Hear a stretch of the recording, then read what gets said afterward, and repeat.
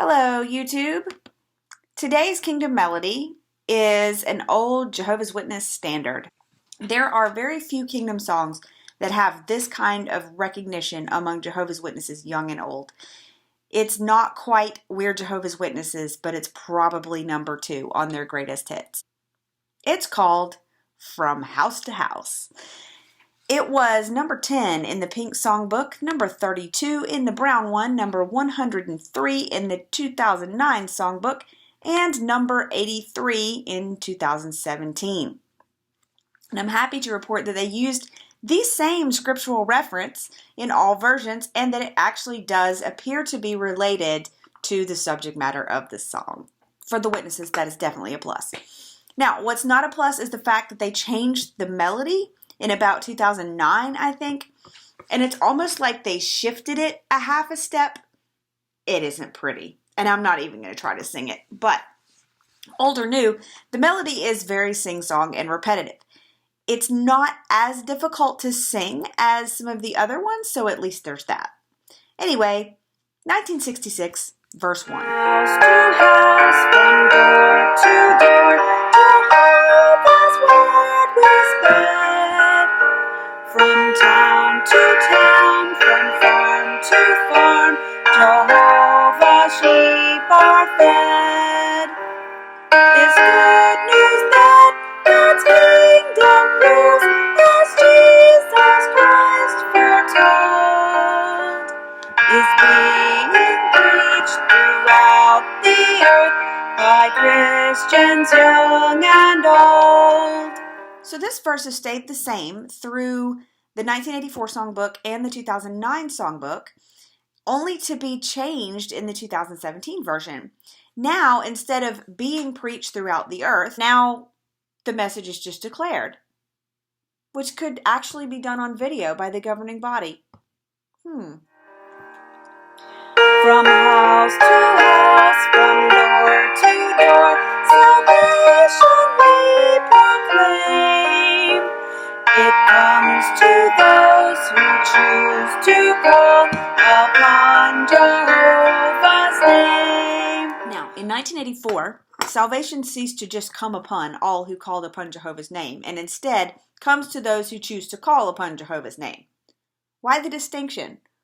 Well, I mean, I get that the 1984 version requires an active choice, whereas I guess in 1966 you could accidentally call upon his name and thus theoretically gain salvation by accident. We couldn't have that. I mean, Jehovah's Witnesses have to work for it after all. They can have some random worldly jackwagon slam their hand in a car door like, Jesus H. Christ, and bam, salvation. No, wait a minute. They did say Jehovah's name, didn't they? Well, that didn't quite have the same ring to it, does it? Well, they said Jehovah's name until 2017, when suddenly salvation comes to those who make the choice to call upon God's name. So now they're emphasizing the choice part and de-emphasizing the Jehovah part. But how can they call on the name of one they do not know? So to their houses and their doors, the sacred name must go. This line, too, remained the same throughout the 80s and 90s and early 2000s, only to change strangely in 2017 to, but how can they respect the name of one they do not know? To every home and every door, the sacred name must go. And those everys are apostrophed, because why not? What does respecting the name have to do with anything? I mean, the point of this verse is calling on the name, but the emphasis on calling on the name of Jehovah is gone in 2017. Now it's really about making a choice and respecting a name. And adding pointless apostrophes, apparently. Calling upon the name is just incidental in 2017. And I feel like there's something off about this. I can't quite put my finger on it, but anyway, how does one respect a name? And is a name actually worthy of respect all by itself? I mean, is an idea worthy of respect by itself? A belief? I don't think so, and neither do most atheists, actually, as far as I know. People should be respected, and ideas should be critically considered. But ideas should not be blindly accepted or respected just because ideas and beliefs don't have feelings after all, and sometimes they're just wrong, unethical, lots of things. Ideas and beliefs need to be critically examined, and respect should be reserved for people. Okay, verse 3. Of course, it's not at every door we find a hearing ear. At times there is a scolding tongue, and those who will not hear. 'Twas just the same in Jesus' day, not all would hear his word. He said his sheep would hear his voice, hence we are not deterred. This verse was cut entirely in 2009. I guess, as we've seen before, they don't want to acknowledge the misery and constant rejection involved with field ministry anymore. Of course, even in the original version, they're not actually acknowledging the misery involved with being a householder. I mean, getting dragged out of bed early every Saturday morning to somebody trying to sell you God. These persistent jerks who start showing up every goddamn Saturday if you don't use your scolding tongue. Actually, the best response that I've ever heard to a Jehovah's Witness preaching door to door actually came from my husband and involved no scolding whatsoever. So my husband was out raking leaves, and this pair of Jehovah's Witnesses walked up and started talking to him. And they had a tract about the need for a worldwide theocratic government and how wonderful that would be. So my husband looks at them, raises his eyebrow, and said, "I'm probably the last person you ever want to talk to about overthrowing the government, okay?" And then he just turned back to his leaf raking, and the witness was just standing there open mouth like, what just happened? It was it was awesome. So anyway, in this verse, once again, they're making a comparison between the Jehovah's Witness door-to-door work and the activities of Jesus. I mean, I don't recall a word in the Bible about Jesus knocking on doors. It just didn't happen. I mean, none of it actually happened. But if you're looking at the Bible, it says Jesus preached. But the difference is that people in Bible times who wanted to listen had a choice about whether to go where he was and listen to him or not. They weren't assailed on their doorstep at 8 a.m. Also, I've said this before, but who uses the word hence in a song? I mean, I know that hence is a favorite word of the Watchtower writers, and there's no denying that. But it's just not a very lyrical word. I mean, it goes along with their top, 5 list or whatever, top 4 list. Hence, administration, stimulate, and molested, all of which are words they have used in songs. Verse 4.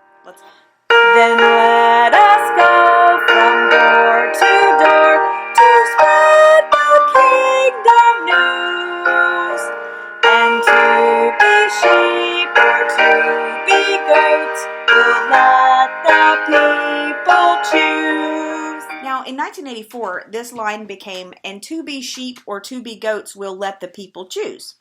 Well, folks, get ready, because if you choose to be a sheep, that's the last actual choice you ever get to make on your own. Nice of them to allow a choice, though, in the first place, even if it is just a choice between joining a high-control cult or being annihilated at Armageddon. Not much of a choice, come to think of it. In 2009, they changed this line to, "And whether it's embraced or not, we'll let the people choose." So now we don't get to decide between sheephood and goatdom anymore. Now we just choose to embrace the Jehovah's Witness way of life or not. That's an interesting choice, I think. At least we'll name Jehovah's name, his glorious truth declare. And as we go from door to door, we'll find his sheep are there. Okay. I really want to know why naming a name, which is unnecessarily redundant, is such a big deal. I don't get it. I would think that the almighty creator of the universe would still be the same thing no matter what you called it, right? And it seems odd that something supposedly perfect and powerful would be so in love with the sound of its own name. I mean, it seems like you get sick of hearing it after a while, Mama, mama, mama, mama, mama. Now, as for the sheep being found in the door-to-door work, I'd love to see some actual statistics on that. I know that some people do get recruited that way. One of my grandmothers was among them, but it just doesn't seem very effective or very safe in this day and age. I mean, hell, it wasn't safe when I was in 20 years ago, actually, but I can't imagine that it's gotten any better in the intervening years. I went to door my entire childhood. I pioneered. I tried really hard, but I never found a single sheep. I found some crazy people. I mean, I had a few good return visits, but mostly they just took the magazines and that was it. Had a few Bible studies, but they never actually ended up becoming Jehovah's Witnesses in the end. And I'm actually glad they didn't, because I think I'd feel pretty guilty about that. So anyway, I went looking for some statistics, and I found some on jwfacts.org. It's an older article, but I found this very, very interesting. In 1969, there was one baptism for every 1,983 hours of preaching. Wow, that's a lot of preaching. But during the 1980s, it had risen to 3,000 hours. 3,000 per new baptism. In the 15 years from 1997 to 2011, the number of hours preaching required per baptism increased from 3,000 to 6,000 hours. So I'm sure that since 2011, it's gone up. It has to have. That's insane, y'all. They're out there working their butts off for nothing. For no reason at all. Nothing. So, yeah. Seems like the sheep aren't actually there either. What do you think about that one? I liked it. You liked it? Really? Are you sure? Yes. I like it. Okay. Like this. Well, there's no accounting for taste. Mommy. No one can sit or get x-rayed by it. By the song? No. Well, X-rayed by the electricity thing. What electricity thing? The electricity thing that is a square. Now I'll show you mine. Okay, I want to see it. Put it on my video. See, look. Look, you got to do it like this so that the camera can see it. That is so dangerous. Okay, I believe it. It looks very dangerous. What about this one? Is that one dangerous? Yeah. This is an electrical transformer. Yeah.